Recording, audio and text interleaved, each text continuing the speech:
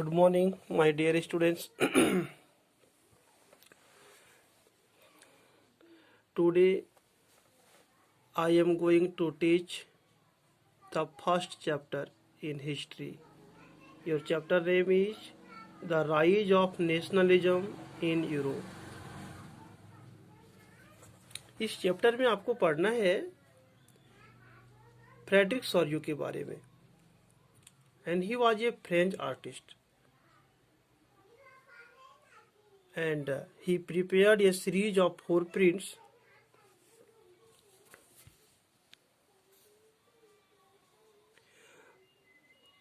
जिसमें उसने दिखाया है, उसने 4 चित्रों की एक श्रृंखला को बनाए हैं जिसमें उसने ये दिखाया कि आने वाला जो संसार होगा, वर्ल्ड होगा, वो डेमोक्रेटिक होगा और सोशल रिपब्लिक से मिलकर के बनेगा.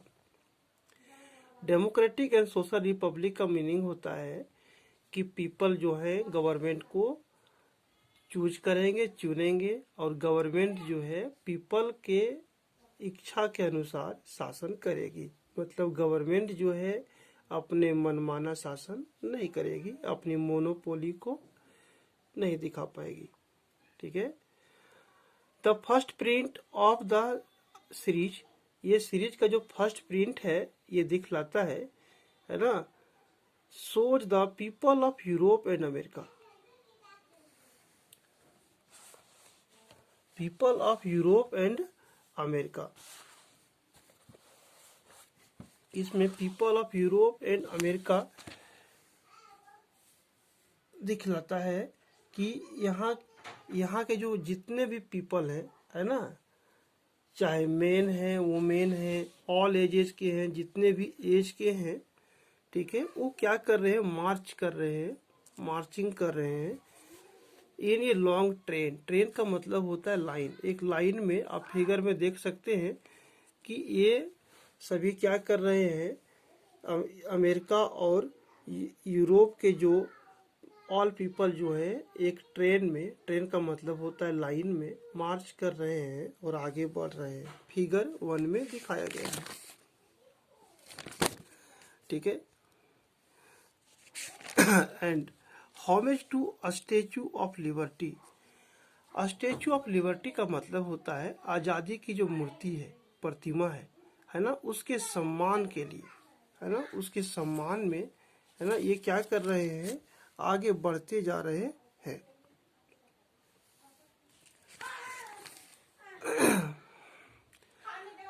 फीमेल फिगर्स, ये जो स्टेचू ऑफ लिबर्टी है उसको फीमेल फिगर के रूप में लिया गया है. मतलब महिला का चित्र दिखाया गया है, महिला की मूर्ति को दिखाया गया है. और आप देख रहे होंगे ये फिगर 1 में जो फीमेल फिगर का जो स्टेचू है, महिला के चित्र के रूप में जो स्टेचू बना हुआ है ना, उसके 1 हैंड में क्या है, ये टॉर्च ऑफ इनलाइटमेंट है. मतलब ज्ञानोदय की मशाल, ये नॉलेज देने वाली है ना. और उसके अदर हैंड में क्या है, the charter of the rights of man. मतलब मनुष्य की, है ना, अधिकार का घोषणा पत्र. एक मनुष्य है, पीपल है ना, ह्यूमन बीइंग है, तो उसके क्या अधिकार होने चाहिए, है ना. ये फीमेल फिगर जो है ना, अपने उसके अदर हैंड में जो charter of the rights of man है, वो ये दिखला रहा है कि ह्यूमन बीइंग होने के नाते पीपल को क्या अधिकार मिलना चाहिए, फ्रीडम मिलना चाहिए, इक्वलिटी मिलना चाहिए. ये सभी charter of the rights of man उसके अदर हैंड में है और ये शो करते हैं.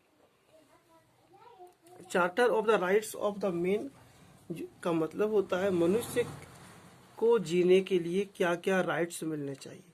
ठीक है.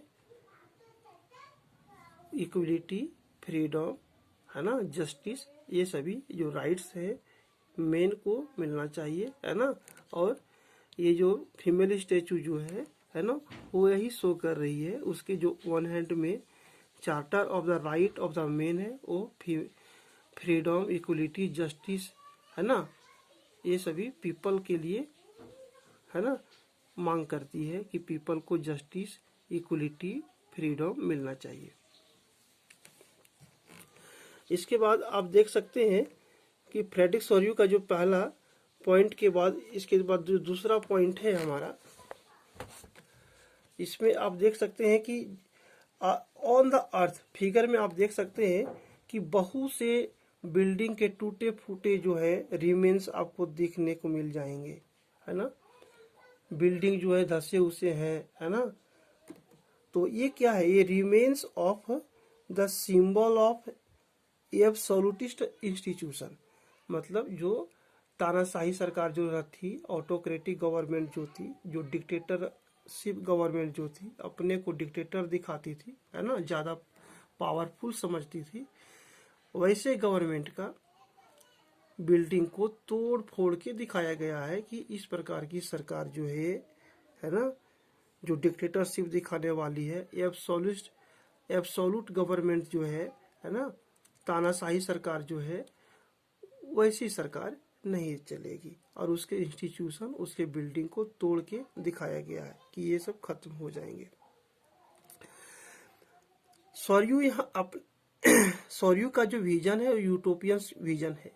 यूटोपियन विजन का मतलब होता है आइडियल सोसाइटी, है ना, एक आदर्श समाज, एक आदर्श व्यक्ति, है ना, आदर्श आइडियल पर्सन की वो बात करते हैं। वो कहते हैं कि वर्ल्ड के जो पीपल होंगे वो यूटोपियन विजन के होंगे, वो आइडियल होंगे, है ना। और वो जो है अलग अलग नेशन में डिस्टिंक्ट किए रहेंगे, बटे हुए रहेंगे, डिवाइड रहेंगे, है ना। आप फिगर में देख सकते हैं डिफरेंट कंट्री के जो पीपल हैं वो इसमें अपने अपने कंट्री के फ्लैग लेकर के मार्च कर रहे हैं। America, USA, Switzerland, Germany, France, सभी कंट्री के पीपल जो हैं अपने अपने कंट्री के फ्लैग को लेते हुए क्या कर रहे हैं, मार्च कर रहे हैं ना। तो पीपल जो होंगे ग्रुप में होंगे, और किस ग्रुप में होंगे, नेशन के ग्रुप में होंगे, अलग अलग नेशन के रूप में होंगे। जैसे यूएसए हो गया, फ्रांस हो गया, स्विट्जरलैंड हो गया, है ना। हम नेशन की बात करेंगे, नेशन क्या चीज होता है ना, इसको हम आपको समझाएंगे नेशन होता है क्या चीज। थोड़ा सा आप नेशन को समझ लें। इंडिया एक नेशन है, तो नेशन क्या होता है, नेशन का डेफिनेशन होता है ये लार्ज नंबर ऑफ पीपल, है ना। क्या होता है, ये लार्ज नंबर ऑफ पीपल, ठीक है, मतलब लोगों की एक लंबी संख्या, है ना। ये large number of people of mainly common descent, language, history, inhabiting territory bounded by defined limits and forming a society under one government is called a nation। फिर से आप देख सकते हैं, ये large number of people of mainly common descent, language, history, inhabiting territory bounded by defined limits and forming a society under one government is called a nation. Dear students, आप ये जान लें कि नेशन का डेफिनेशन क्या है। कहता है कि एक वंश के, एक परंपरा को मानने वाले लोगों का एक विशाल समूह, है ना, और जिनका लैंग्वेज भी कॉमन हो, मतलब सब कोई एक ही लैंग्वेज को कम से कम बोलते होंगे, और जिसका हिस्ट्री भी है ना लगभग एक जैसा हो, मिलता जुलता हो, और एक टेरिटोरी में, एक इलाके में रहने वाले हो, है ना। और उनके जो पावर हैं, उनके जो राइट्स हैं वो बाउंडेड हैं, बंधे हुए हैं, डिफाइंड लिमिट्स, मतलब कोई भी पीपल जो है वो अनलिमिट वर्क नहीं कर सकते हैं। उसके जो भी वर्क है, लैंग्वेज, है ना, पावर है, वो उनके हैंड जो है, पावर राइट जो भी है वो एक लिमिट से बंधे हुए हैं, लिमिटेड है, मतलब वो अनलिमिटेड नहीं है, मतलब वो अपना पावर को मनमाना यूज नहीं कर सकते हैं, ठीक है। ईच कॉल्ड ए नेशन, कहता है लोगों कॉमन कॉमन परंपरा को, डिसेंट को मानने वाले, है ना, कॉमन लैंग्वेज को बोलने वाले, जिसका कॉमन हिस्ट्री हो, और जो कॉमन टेरिटोरी में रहते हो, मतलब एक इलाके में रहते हो, और ऐसे पीपल का जो राइट्स जो होता है वो लिमिट होता है, मतलब वो मनमाना नहीं कर सकते हैं। जैसे फ्रीडम है तो किसी को मार नहीं सकते हैं, इलीगली, है ना। और ये सभी पीपल वन गवर्नमेंट के अंडर में आते हैं, है ना, ठीक है। और ये सभी पीपल एक सोसाइटी को बनाते हैं और सोसाइटी में रहते हैं और एक गवर्नमेंट के अंडर में रहते हैं। तो इस तरह का जो लार्ज नंबर ऑफ पीपल जो होते हैं जहाँ पे रहते हैं उसे क्या कहते हैं, नेशन कहते हैं। आपने नेशन भी समझ लिया और फ्रेडरिक सोर्यू क्या चाहते हैं, है ना, ये भी आपको दिखाया गया।